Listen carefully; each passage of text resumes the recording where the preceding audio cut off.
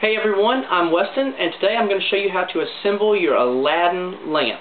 Now, the first thing you need to do is you need to unpack all your stuff for your Aladdin lamp. This is the Genie 3. I have a heelless chimney. I have the chimney holder and mantle holder, the top burner up here. I have a mantle, which you only hold by your wire. You do not touch the mantle. It's unburnt. I have a clear base, and I have my wick assembly right here, and the wick burner. Okay, the number one thing you need to do to get started is you need to adjust the fit of your chimney and your base holder here. Now, don't put your mantle in yet.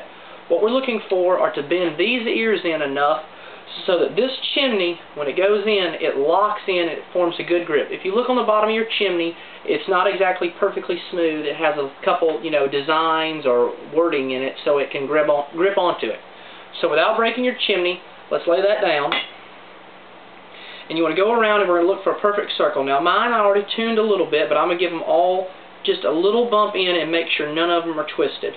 They're very easy to bend, so don't worry. If you bend it too far, bend it back, but don't crease it. Okay, I got it pretty round now.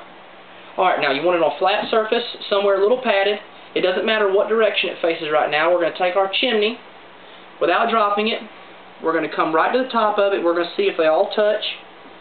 It looks like they're all touching pretty close, and then we're going to give it a firm push down until it snaps in, wiggling gently. Alright, now I'm going to go around and check that all of them are still in contact. If I feel one that's moving a little bit, I would take the chimney back out, I'd push it in a little bit.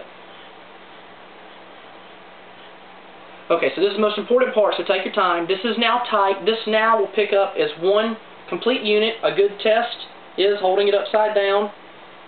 So now it is all one unit. So now that you know you've got a good fit, we can move on to the next part. So holding it firmly again at the base, take your chimney back off, twisting, that was in very good. Take your chimney off. Now, taking your mantle, this is a locks-on mantle, holding it only by the wire. You're looking for these four things right here, and you're looking for the four little bent-out ears, they're little L ears on the bottom of your mantle. If you look in the top of here, there are four corresponding holes. You want to align these with the hole without touching the mantle. And then you want to rotate in the clockwise direction, so to the right. So instead of turning from up here, I turn at the bottom. So I'm going to turn it, and it got firm. You can see it's in there now. It's locked into the bottom, and that's what it looks like. This mantle is a number R150. This is a locks-on. So, next, now that that's together, firmly hold it again. Take your chimney, come back on top without hitting your mantle, and check and make sure everything fits.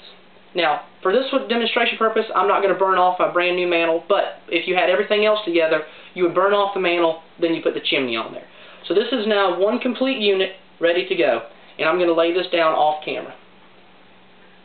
Alright, next you want to take your base, make sure your base is clean, free of cracks and everything, and you want to take your burner assembly, and you want to check, and you want to make sure that this centerpiece right here, the center burner, or the flame spreader, or there's a hole in the middle, is fully seated. If it's too far up, you will not get a good burn.